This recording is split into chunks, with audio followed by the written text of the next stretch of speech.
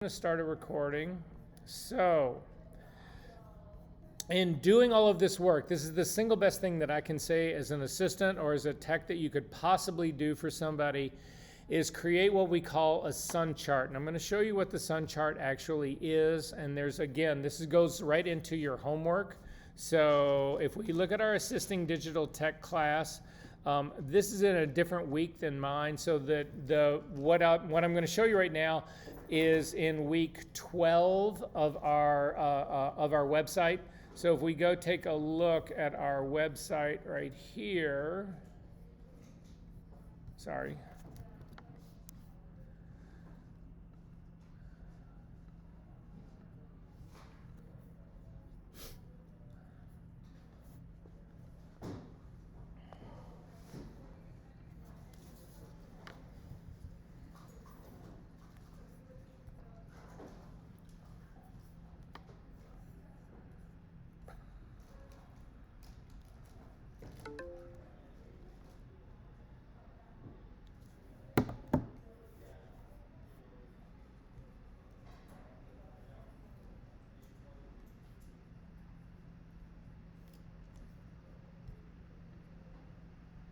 So if we go to week or session 12, which is the one we are in right now,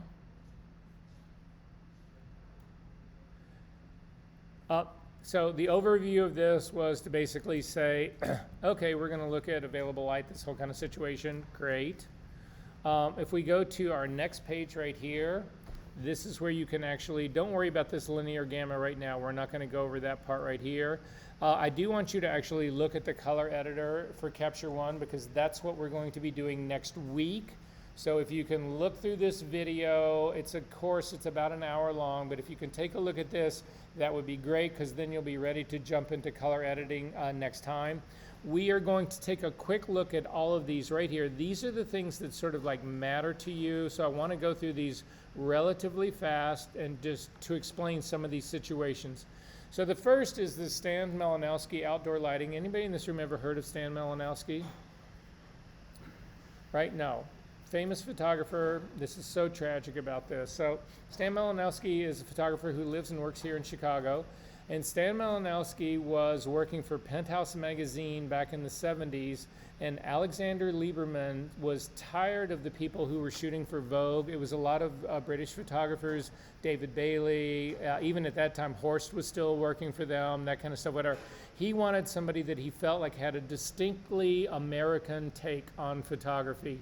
He wanted to get away from that really more static British, you know, he wanted to get away from Penn and Avedon. He wanted somebody who was really more location, available lighting kind of guy, whatever. Anyway, and he hired Stan Malinowski to do this, and Stan shot for them for years. So this is not Stan's Penthouse stuff. This is actually Stan's stuff that he did for Vogue and for Bazaar. You can see this is 1983, Bazaar in San Moritz. But take a look at his rig right here. See this frame that's sitting right here? This frame is actually exactly a sun swatter. It's not a sun swatter. They actually call this, this way, again, this is a true butterfly. I've got one here. We're going to set it up later on, but I want to get through this so you guys realize what's going on here. So this is a butterfly that's actually killing the direct sunlight that's coming down. You can see the sun spilling on her legs and the sun that's spilling on all of these people. This softens up that side light, and then this is a reflector. It's different kind than the sun bounce that we use, but it does exactly the same thing. So this is flattening out the light, and he's actually shooting this cover for Bazaar available light. Does this all make sense? Okay. When you go to actually get these scrims right here, you can get them in different stops. The most common one here is actually a full stop. But you can get these in a 2-stop knockoff. You can also get these in a half-stop knockoff or a third of a stop. A third of a stop is really, really, really translucent. It doesn't do much of it, but it's still, your light still keeps more direction than you get into with that 1-stop or 2-stop. So anyway, sorry. What the hell happened?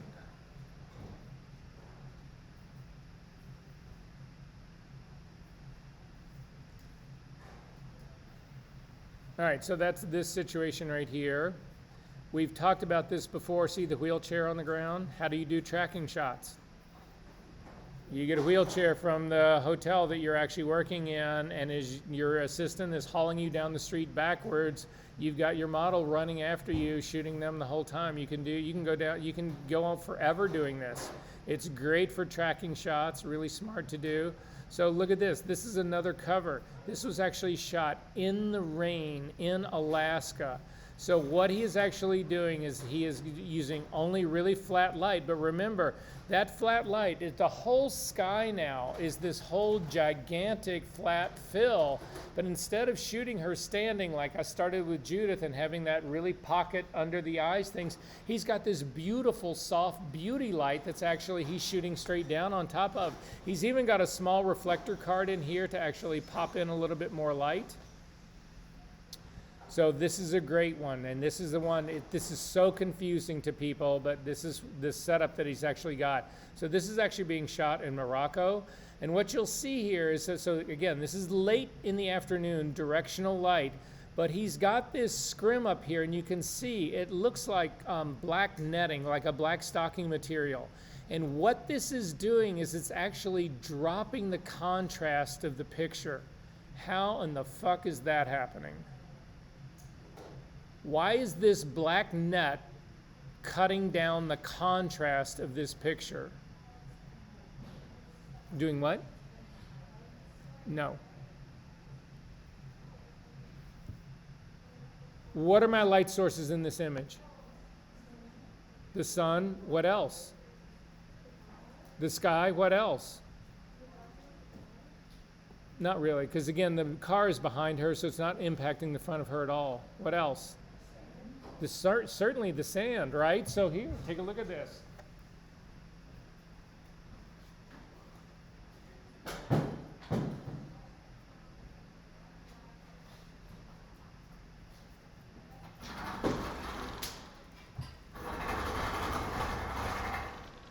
used to have this $8,000 refrigerator in my house.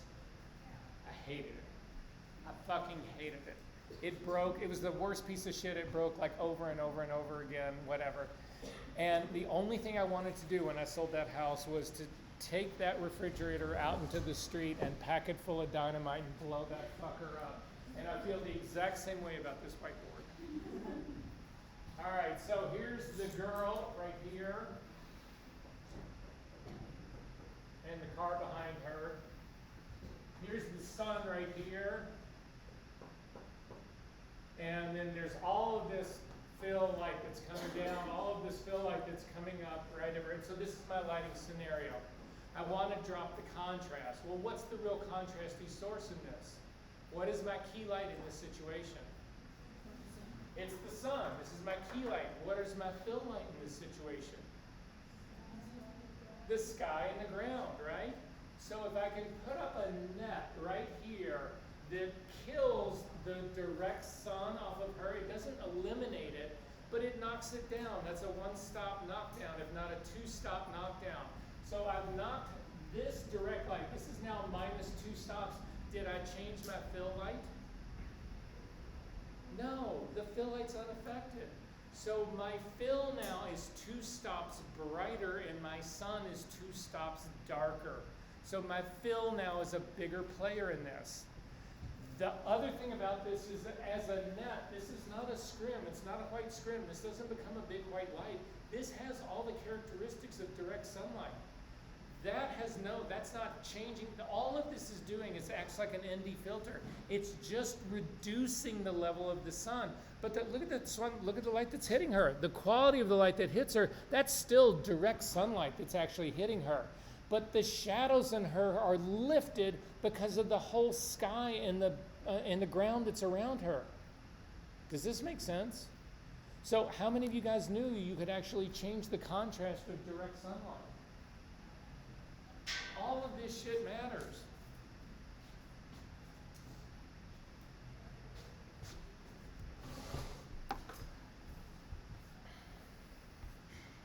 This is another perfect example. So in this case, they wanted to shoot available light. He wanted a white background. So he has put this scrim as the light right behind him. How many of you people have ever gone into the studio and used an Elechrome as your background? It's a beautiful thing for portraits, right? You don't have to set up a white seamless. You don't have to do any of that shit. You also get this beautiful wrap light that's around them, this backlight. I mean, it's stunning, right? Simple. This is the same thing, but using available light. So this is the scrim that's behind her. You can see, look at all the hair light, edge light that you're actually getting on this, but it's still a really flat light, but he also still has a reflector set up here to kick light back into her face. He's also got one sitting in her lap to lift any shadow, because again, we've still got heavy cloud, or heavy skylight that's actually on the top of her. So to balance that out, he's got a white reflector card or a silver reflector card right underneath her. Makes sense? I have a question. Shoot. Why don't they just do the shooting in the studio? Okay, so I'm going to pay you to actually shoot here in the studio. Or I'm going to give you the same amount of money, but I'm going to send you to Sicily. Or I'm going to send you to San Moritz. Or I'm going to send you to the Bahamas, or to Hawaii, or to Bora Bora, or what oh no, I'm going to stay at the Columbia studio in Chicago. I'm fine with that. I'll just shoot green screen and put in Bora Bora background. Yeah, I know, right? And this, the classic of them all, right? There is no modifier in this at all. This is golden hour, right? So we have golden hour and magic hour. What are the difference? They're not. Magic hour is once the sun is actually set below the horizon, but you still have that beautiful glowy blue sky. So you see a lot of architecture that's shot that way, especially buildings that have interior lights. They'll do that at the magic hour because you still have enough sky to separate the buildings from it, and it ends up being a really, so anyway, but golden hour would be this part right here where you're actually shooting direct light, but it's low enough. They call it golden because again, at sunset, it warms up. In film, this mattered more. In digital, it doesn't matter as much because we assign the color to this. So we can make, no matter when you shoot this shit, warmer or cooler or anything else in between. Make sense? We good on this part? So that's the basic parts of this. Oh, this is another one, really horrible overcast day. So they're using a silver reflector underneath, and then they're using a scrim over the top. Even though this is a really soft, cloudy, sunless day, they're using this scrim over the top because they're trying to get balance now between what he can get off the silver card that's on the ground and what's on the top. So without this scrim on the very top, her lighting would be top heavy. But because they've actually added this, they've knocked down another stop off the top, but this silver card is not being impacted by that. The silver card is reflecting all of the sky around here, including this scrim, and so the light on her is flatter and more even. And very 80s hairstyle. Okay, I'm going to suggest that you guys do not do this. I'm going to actually zoom into this to see if we can get in any tighter in this. So this goes back to this was a piece that Stan actually shot for Playboy. I was not on this shooting, but I was working for him at this point. So they're doing this is in Jamaica, but check this out. This is Stan himself standing in a pool of water. This is a strobe. This is not a battery-powered strobe. This is actually an electronic strobe with a power pack that's hanging off the stand and a cord that's then going out, draped over one a tripod, probably another stand, another assistant, and all the way out to some outlet. If this thing goes down, everybody dies. Oh, no. Do not, my suggestion here is do not do this. Don't even do this with like strobes that like the battery powered ones that we've got. That would still scare the hell out of me. Anyway, so that's all that I've actually got going here for this part, the Stan Malinowski part. So then the last stuff that we need to get to are the other things that are here in our resources. And as long as we can get through this, then we should be in good shape. So the first thing I'm going to talk about is this right here, is your equipment list. These are two of them that I've got. One of this is my old film gear list. So this is a checklist that I would have. Again, you guys already know I believe in checklists, using them for setting up your camera. These things are so critical to have because when it comes time for you to pack, you need to know, okay, am I checking this off? And you can see I've got a place on here where I can check all this. So this is when I used to shoot film. This was my life. This was my 35 millimeter set. This was my 6.7 set. So again, I would travel with 3 bodies plus a Polaroid back. All of these lenses, extension rings, filters, all these filters matter because we're shooting film. I've got to change the color of everything that I shoot. Again, not only have 2 light meters, but I've also got a color temperature meter. We never got to color temperature metering, but please help me remember this. We will get to that, if not next week, the week after. But I really want to make sure that you guys understand how to work with a color temperature meter. It's basically a way to meter color. Then film, tripod, stands, all of this kind of stuff, knuckles, A-clamps, fuse adapters. This is my lighting control outside, a 12 by 12 overhead butterfly, a 6 by 6. Again, this is just like those sun swatters.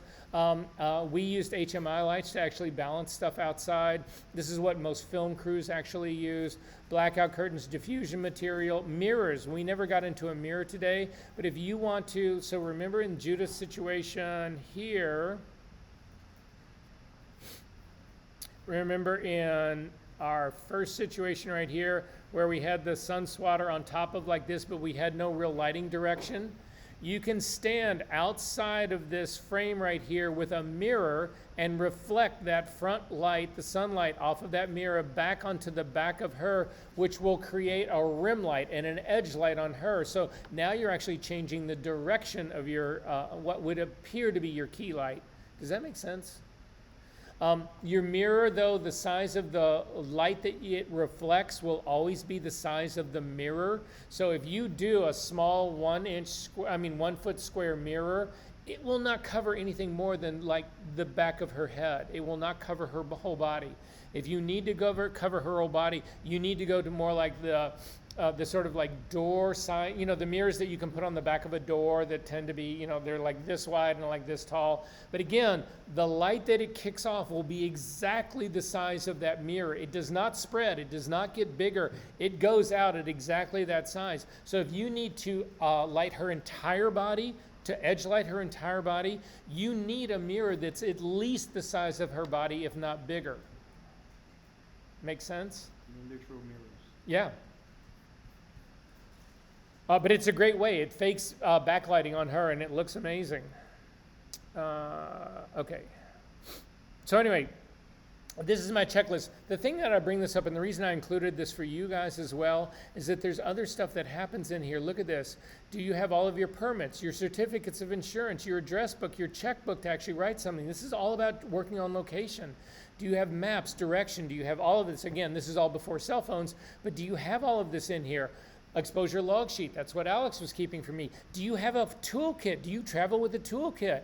You should. Again, all of a sudden you can't, something jammed up, you can't actually lower a C-stand because the nut got jammed or something like that. You got pliers to actually take it off. Do you bring extra batteries? Now in our case, we actually had light boxes so that we were looking at film, but all of this, again, portable phones, walkie-talkies, ladders, radios, garbage bags. Who goes on to a photo shoot with a whole crew and doesn't bring a garbage bag? People are sitting there looking for shit in places, to, and so you start jamming all the garbage in your pockets because you don't want to litter on the beach? No. This is your job to know all of this shit as a digital tech or as an assistant. Okay, do we bring the ladder? Well, why am I bringing the ladder? Well, I wanted to do shots down on this, whatever. I mean, this is your life, right? So anyway, that's that. I've showed you guys this. We haven't done estimating in this class. This is a checklist for actually equipment. This is more modern day version of what I just showed you. So this would be more digital version of this. So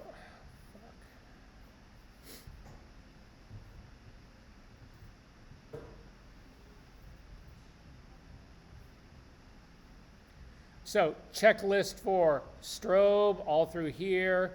Again, do you bring a wind machine? My advice to you is if you're going on location in the summertime and it's hot weather, you bring 2 wind machines. Why?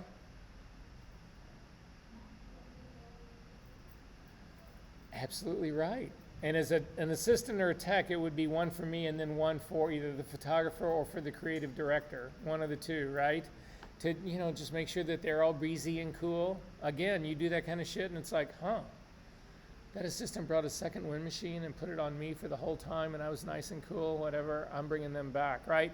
Knuckles, clamps, all this kind of stuff. Again, beach carts, moving carts, all of this kind of stuff. This is the digital part that I would bring. Again, I do 35 millimeter as well as medium format for all of this. This is my location checklist right in here. And again, this has been updated with sun bounces and that kind of stuff. How about a fog machine? Why on earth would I have a fog machine? In case there's no fog. That's actually kind of funny. No. Try again. Anyone? What happens if you've got a background that's really ugly and you don't want to see it? You fog it, right? I do this in New York all the time. There's a, we're out shooting in, Tribeca, you're downtown, you're doing all available light like this kind of stuff, and there's construction in the background. Well, it's a perfect place to actually run a fog machine. You put a fog machine back behind it. It almost looks like the steam that's coming out of the, the vents that are, in New York, whatever. And it's a beautiful thing. All of a sudden, it's this like atmosphere, right? Anybody in this room ever heard of not Stan Malinowski, of Dennis Monarchy? Dennis Monarchy, another really famous photographer here from Chicago, was Irving Penn's assistant for years. Really talented guy. Dennis Monarchy, he shoots a lot of advertising. He was shooting, have you guys ever heard of the Greenbrier?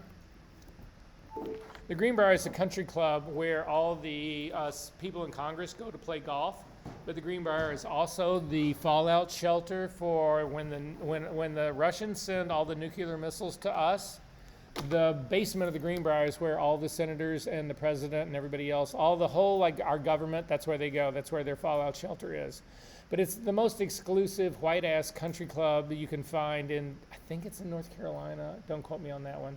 Anyway, Dennis Monarchy was shooting there, and Dennis Monarchy had 15, 20 fog machines, 15 or 20 assistants, and Dennis Monarchy fogged the entire golf course while people were playing.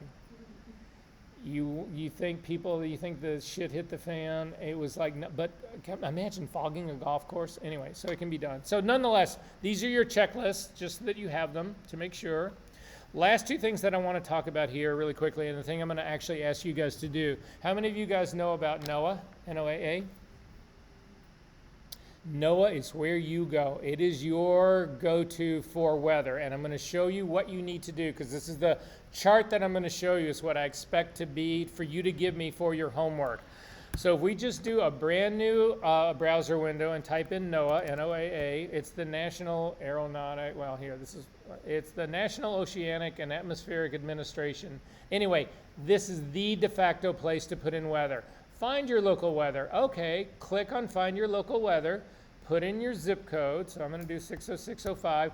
This gets hyper specific. So if you were shooting here at 60605, which is our zip code here, it's exactly what you want for being at the lakefront.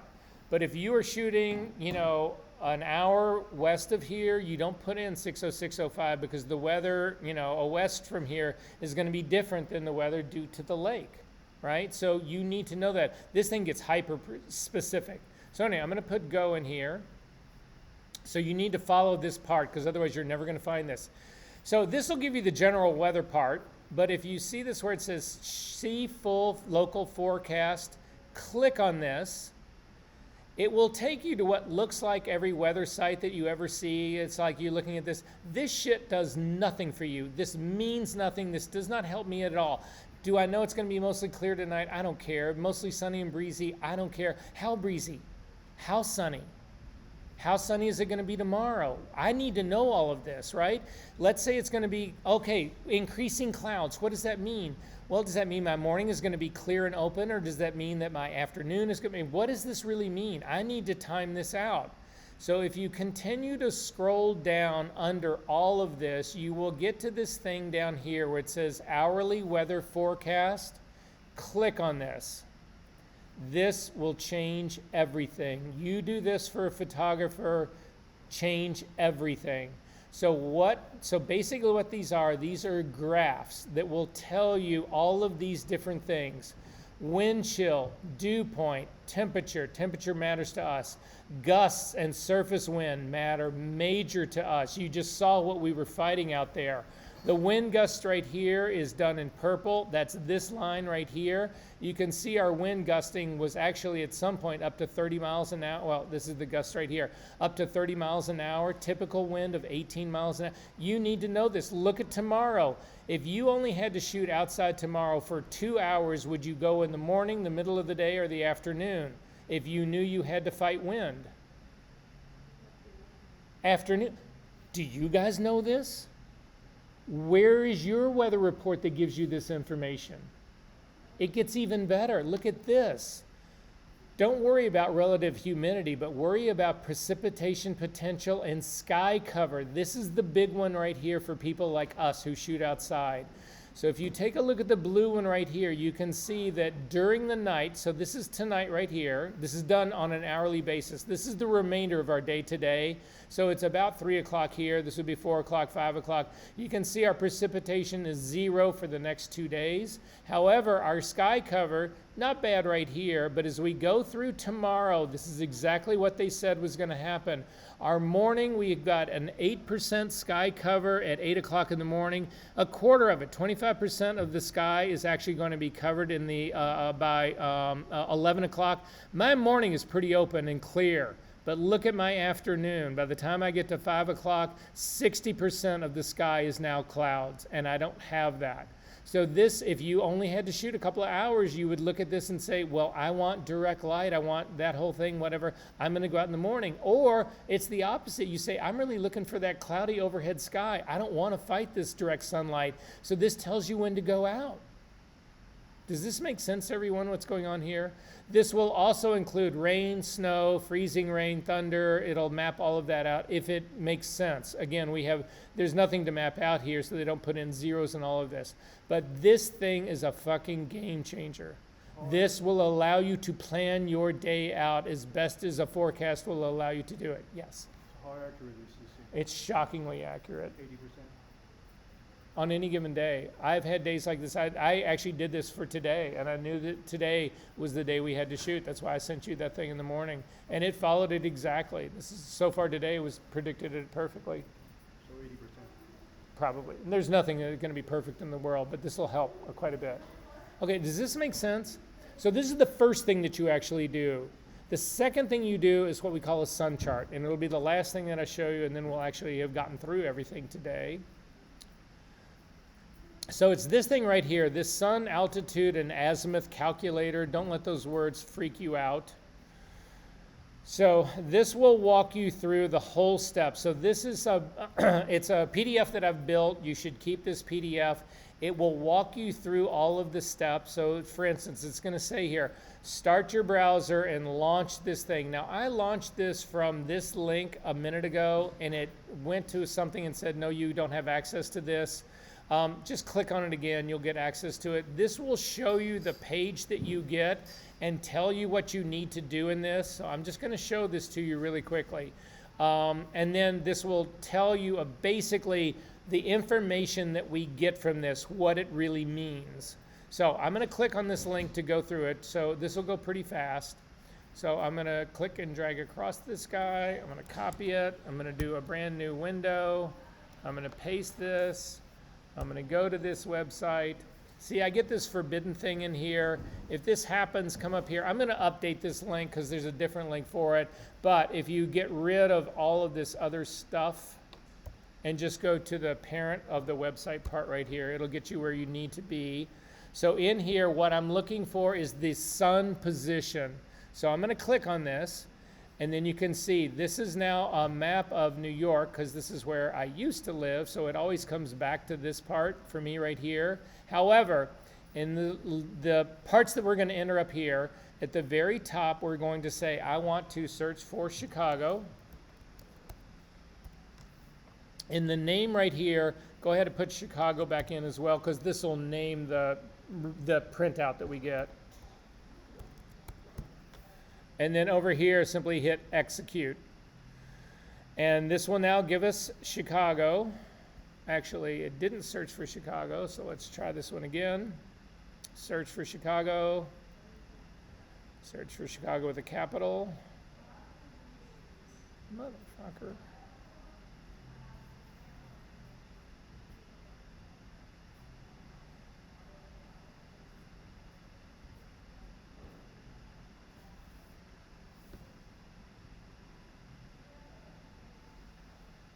Okay, here's Chicago. You can see it knows pretty much where we are. It looks like we're surrounded by buildings. Nope, we're still in New York. Son of a bitch.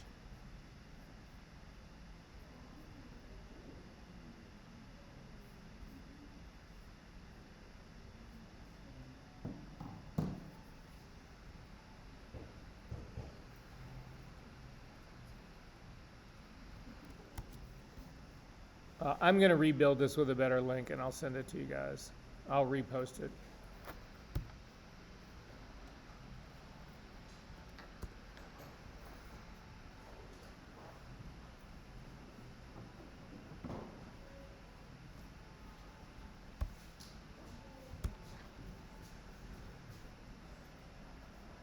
All right, sun position.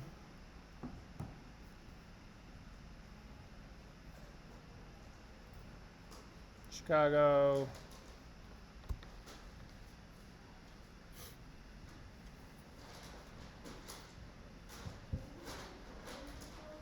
Say what? Again, it should change the coordinates for me. That's what the whole search part is about. Coordinated, it's like East Coast, so it's still New York.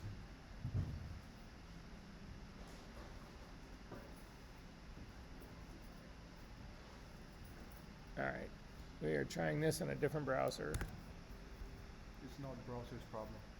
Could be. Doesn't work on my phone either. This worked for me like an hour ago, so I know it works.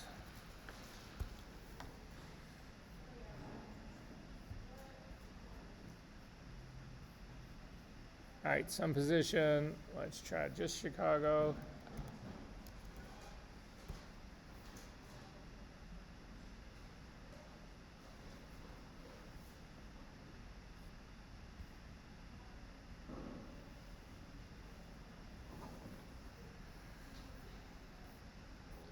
Let me go back to my little chart and make sure that I'm not doing something wrong in here.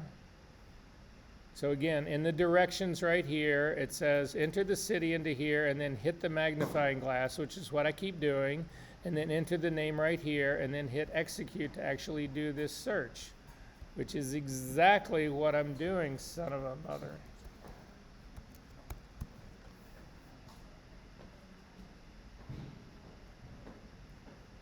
We just use other websites.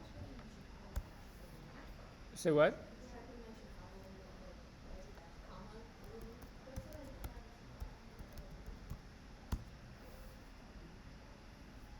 Could you put in coordinates? Oh, you could, but who knows what the coordinates are?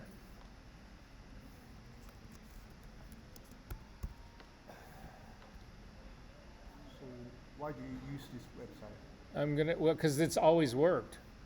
Well, it's not working, so why don't you just use the other one?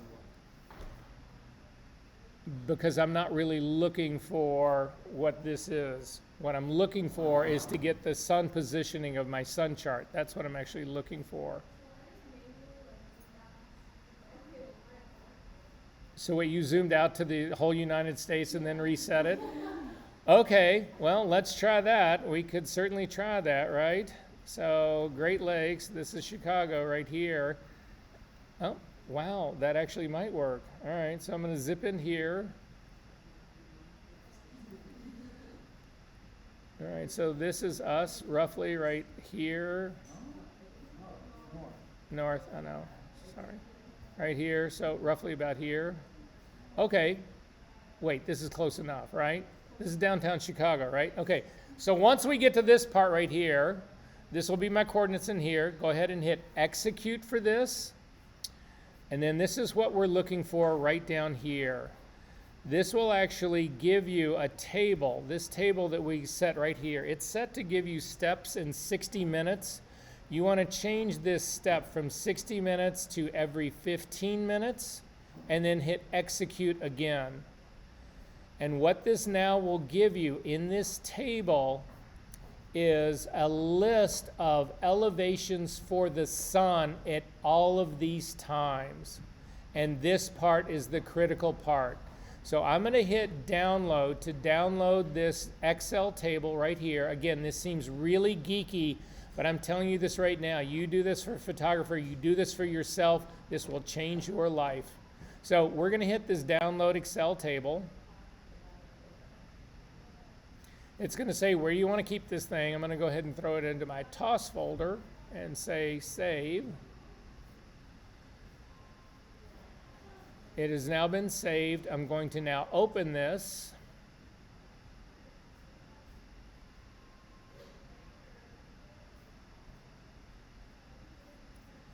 And this is what we care about. So I'm going to zoom in on this. So this is times right here throughout the day at 15-minute intervals, because that's what we set it up to be. This is actually the elevation of the sun. How high is the sun going to be in the sky happens right here.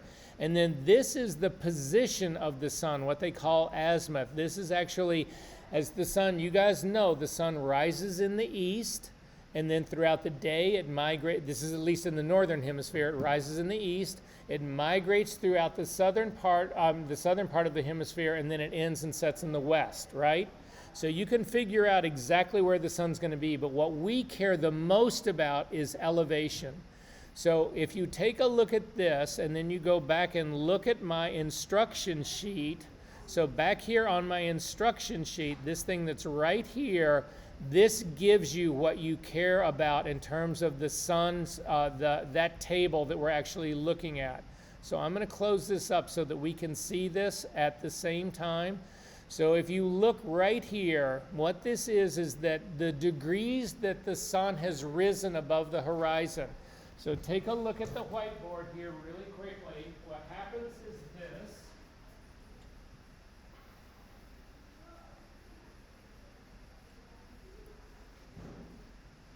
If you were on the equator on June 21st and had a perfect experience of the solstice there, what would happen would be, if this is you, your figure is right here.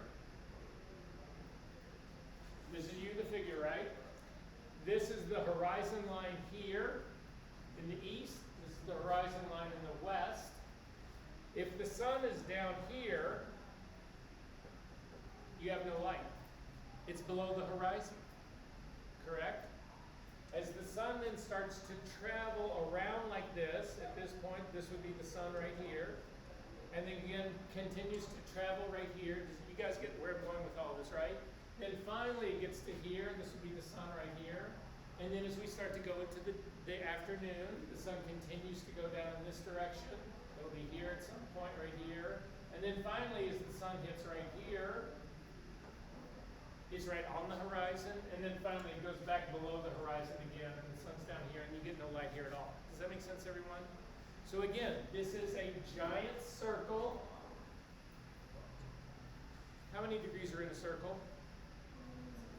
360, right? But in this scenario, from horizon to horizon, we only get 180, right? So the sun starts here. If the sun is right on the horizon here, this is at 0 degrees. If the sun is directly overhead, this is 90 degrees. If the sun then hits this other over here, it's either 180 or 0 degrees again. Does this make sense, everyone, what's going on here? Okay, so this is the way you interpret the chart. So if you take a look at this where it says 0 to 7, it's too early or too late to shoot. The sun is just barely clearing the horizon. You don't have enough light to shoot directly. You certainly don't have enough to shoot backlit. So if you take a look at the elevation right here, see this negative number, this minus 0.833? This means that the sun is still at 7:03 in the morning in Chicago today. The sun is still below the horizon. The sun just breaks on the horizon at 7:15. But again, this is 1 degree. It's still too late to shoot. I need to get up to 7 degrees. That's going to be right about this time right here. At 7:45, you are actually able to do your first shot. Why does this matter to you? Okay, I want to go shoot at the lake. When do we go? Well, again, but this tells you, right? If I didn't show you this, what time does the sun start? What time does sunrise happen in the morning? Well, kind of in the morning, 7, I don't know, 7, 8, whatever. Do you know? No, you don't, unless you do this kind of shit, right? So this tells me, and you're exactly right, I can start my first shot at 7:45. So I do fashion. How long is hair and makeup going to take? Hour and a half. I got to be there before that. How long is it going to take me to set up? Probably an hour and a half as well. Can I be ready to go? Yeah. Girls got to actually be hour and a half in hair and makeup, but a half hour to get dressed to be really out there. 2 hours. That means hair and makeup needs to start at 5:45. I can plan out my entire day. My first shot happens at 7:45. How long can I shoot direct light? Well, 7 to 30 degrees, you can shoot direct sun. So from 7:45, which is about 7 degrees, all the way up to 9:45, I can shoot direct light. At 10 o'clock, the sun has now gotten too high for me to actually shoot direct light. So at this stage of the game, I need to start shooting backlight. Make sense? It says right here, 30 to 65 degrees. Shoot backlight with a reflector or with strobe or any of that kind of stuff. Is this making sense?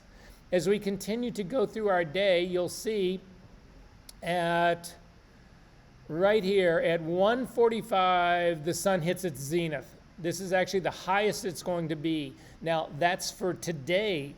As we go deeper into the summer, this number is going to climb because the sun becomes more overhead as you go through the summer. If we were starting to move into winter, this number actually goes down because the sun never gets as high in the sky because, again, it's in the southern hemisphere primarily when we are in winter. Does this make sense? So I can start shooting backlit at 9:45, that's the last time I can shoot a front lit shot. So at 10 o'clock, I'm moving to backlight. I can shoot backlight all the way through here until I get down to 5:45. At 5:45, the sun is now low enough in the sky that I'm back to my 30 degrees. So from 5:45 all the way down until probably 7:45, I can shoot direct light again. Does that make sense? So an art director comes to you and says, okay, I want to shoot a figure running on the beach with the lake behind them. When do you shoot? Well, are you going to do backlight for somebody running? No, backlight, you lose automatically 2 stops of light, right? So you want to shoot direct light. If you've got somebody running, I want to be shooting at 1,000th, a 2,000th of a second. I don't want to do that backlit. I'm going to be up at a 35 million ISO in order to get enough light to actually do that. I want direct light, but I want the lake behind me. So when do I shoot? Direct light happens 2 times, morning and afternoon. When do I need to do this? Where's the sun rising in the morning? On the lake. So if I go out there in the morning to do direct light, I'm looking at the sun. If I'm here, here's my figure, here's the lake, it's got to be backlit because the sun is rising over the lake. But in the afternoon, the sun is now on the western horizon. Direct light, I can shoot direct light with my figure running and the lake is behind them. But this plans your whole day out, and you know that the soonest you can get there and start shooting that picture that the art director wants is at 5:45. Well, that's not a normal time for some people, so you start your day later. You say, okay, we need to shoot from 5:45 to 7:45. I know I need to do that, but the rest of my day is then planned out based on this. Does this make sense, everybody, what's going on? So this helps you plan your day. You know exactly when. If the sun, this will happen in the summertime. The sun will actually get up into this 65 to 90 degree range. You can't shoot. It doesn't matter. The sun is so high. It doesn't matter how you turn. There is no real backlighting. It's all just coming right down on top of you. Does that make sense? Then finally, people do use this. I know a lot of photographers that will map this out. But this thing that says azimuth, what this is actually talking about are degrees of a circle east of north, what they call east of north. So if you take a look at, so now everybody, you got this whole part with the sun, the elevation up in the sky, right? So now we're going to look at something completely different. It's the only other number, but this again matters for you, especially if you're shooting in cities that have high-rise buildings, if you need something really specific, a background, you need to worry about a high-rise building blocking the sun. So you need to know where the sun is going to be in the sky, not just how high it's going to be, but where in the sky. Because you notice it was when we were shooting, if you go out in the morning, the sun is really more over the lake kind of thing coming in. But today when we were shooting in the afternoon, it's really more over the western part. It was over the building. It's on the other side of Michigan Avenue, right? Coming in that direction. That matters. You can actually plot this out and know, oh, can I shoot there at this point, or is that building going to block me? So this is how you figure what that number is right there. So what they do is if you do a big circle like this, so now I'm not shooting, what I'm doing is, this is my figure right here, and this is my camera right here, shooting like this. Does this make sense? I'm looking straight down on somebody. So if we call this north, north equals 0 degrees. So what this number is, the azimuth number, what they say is, it is east of north. And so what that means is that if you take a look right here, let's say I'm going to start shooting at 8:45 right here. That's 90 degrees east of north. So what that means is that it's right here. This is actually 90 degrees east of north. I'm going east, not west. I'm going east of north. It's right here. This is what's happening at 8:45. This is where the sun will be. So not only do I know where it's going to be, I know how high it's going to be because I've also got that figure right there. It's going to be 17.91 degrees in the air. How many of you guys have a compass on your phone? Look at it.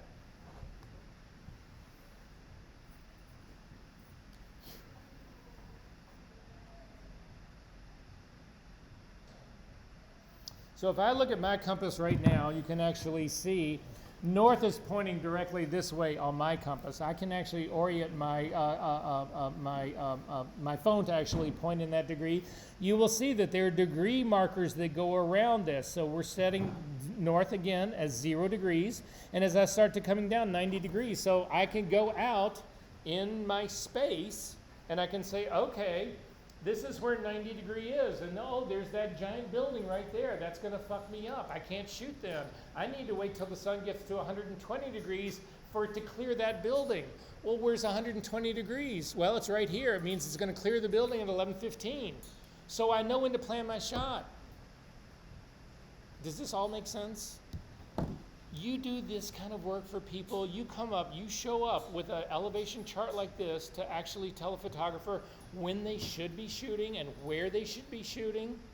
You lay out their day for them, and then you show up with that NOAA chart that also says this is what the winds are going to be like at 2 o'clock in the afternoon. They're talking about them gusting to 90 miles an hour. You don't want to be out there doing it then. Or, oh, the rain's all going to happen in the afternoon, or it's all going to be happening in the morning. This is predictability. This is no more. So imagine, you guys are shooting. I mean, most expensive set that I ever worked on, that I was ever actually shooting, I was $250,000 a day. Do you want to gamble that? Do you think anybody wants to gamble that? No. You show up as the lowly new little assistant, and you whip this kind of shit out, people are just blown away. And it works. You get out and you can look at it and you can lay it out and you'll say, yeah, at 3 o'clock the sun's going to be right there. And if you want that shot right across from that, that's when we should do it. It's a proper question. Shoot. Do all the locational fashion photographers do this? Everyone that I know does this. So is there an Everyone. Is there an app to do all the composition? Oh, yeah. There are all sorts of apps that you can do that'll do the exact same thing here. There's one of the ones that I use is called Sunseeker. Yeah, but there's a bunch of them that'll do this exact same thing. But again, buy an app or know how to do it this way. But printing this kind of stuff out, I think actually, again, it makes it, it's more impressive, right? You show up instead of saying, oh, by the way, you should just get this app and use it. This, you show up and you say, okay, I did this for you. This is for today. I've done another one for tomorrow, and I've done another one for the next day. I'm going to update the weather every day, every morning before I come in, whatever, blah, blah, blah. It's just so over and above what somebody would expect or ask. So this chart is going to be, was for today. You can see it's for the 19th. These numbers will change on the 20th. Okay, so it changes the weather. Every single day, yeah, because what's happening is that as you go deeper into the summer, the sun actually rises higher in the sky. The sun, because of the way the earth is tilted, the sun is actually getting higher. So by the time you never get to 60 degrees in here for where we are in the season right now, but in the middle of July, you will definitely get into that range. So all of this completely changes. You could, like, set it for like July 1st. Oh no, you can actually, you can pick any date you want. You could actually do years from now. Okay. You can even look backward. So yeah. So no, and that I'm glad you brought that up because that matters. It's not only where you are, but it's the date where you're doing this. Cool. Are there questions about any of this? Okay, so that gets us through pretty much everything that we need to do. So if we take a look at your assignments for all of this stuff.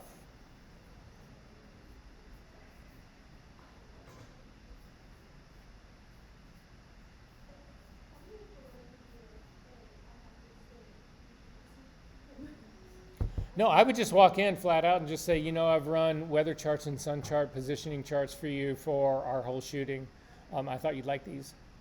And if they look at you and they go, well, I don't have any idea what that means. Yeah, exactly right. So typically what I'll do when I do this part right here, so I will, again, the part where it exists in the, I will print this out and then I'll take a highlighter and I will highlight, again, the minute they can actually shoot direct light, I will usually put this in yellow and then it will go down again to our 30-degree mark. So all of this will be highlighted in yellow. And then the next part where you can shoot backlight, I'll like highlight it in pink or blue or some other color. And then as you come back through the whole day, back into going back to direct light, this gets to be yellow again. So it just makes it really obvious what it is you're doing. And you just say to them, based on all of my experience, this is how you might want to consider thinking about doing this and why. And this is so, if that makes sense. But again, and if they say, I don't give a shit about any of this stuff, get out of my life, I don't care about you, leave me alone, don't do this, say, fine, sorry, just thought I would help out. But you'd be shocked, again, shocked. All right, so anyway, back to assignments for, yeah. This one. Yeah. Yeah.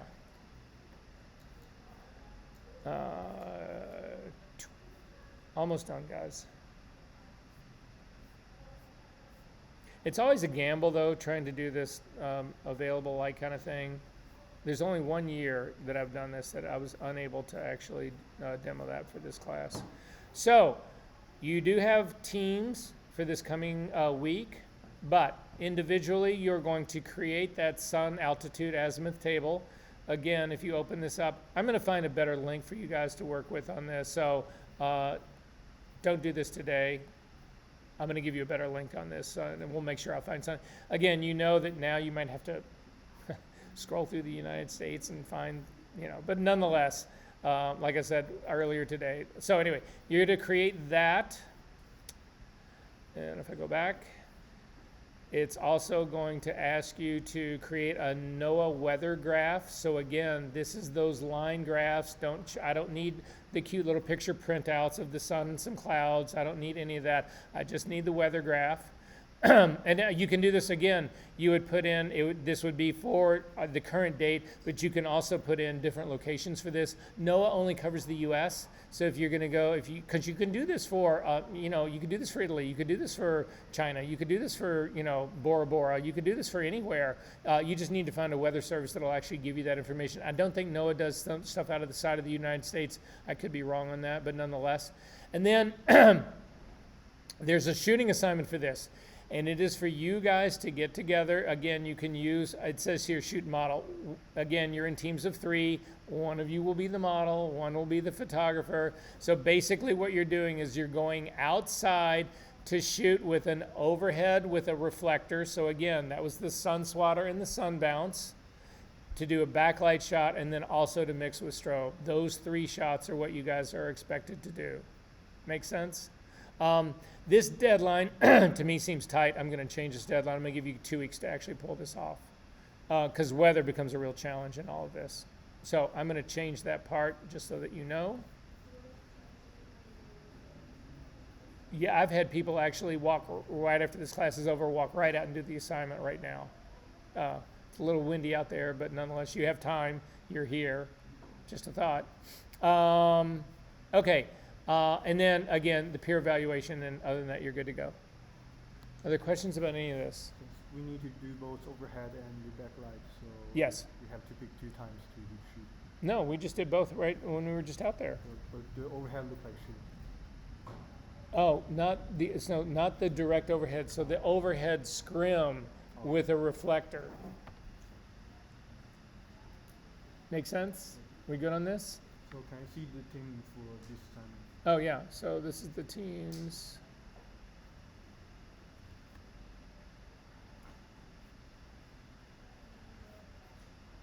And we're ready to go now, right? Yeah. So This is it. we won't do it again. Are we good? Any questions about this? Okay. Hopefully this helps, guys. Again, don't think of the sun as being something that you can't modify. You can modify it in a million ways, but don't forget all of the shit that you've learned for your lighting in the studio. Don't be doing underlighting unless that's something you really want to do. Kill the direct light and use just the available fill light if that's what you really want to do. I mean, there's a million ways of doing this kind of stuff. All right, that's it. A few questions. Shoot. No, it's like my personal questions. Okay, so you probably don't want that recorded.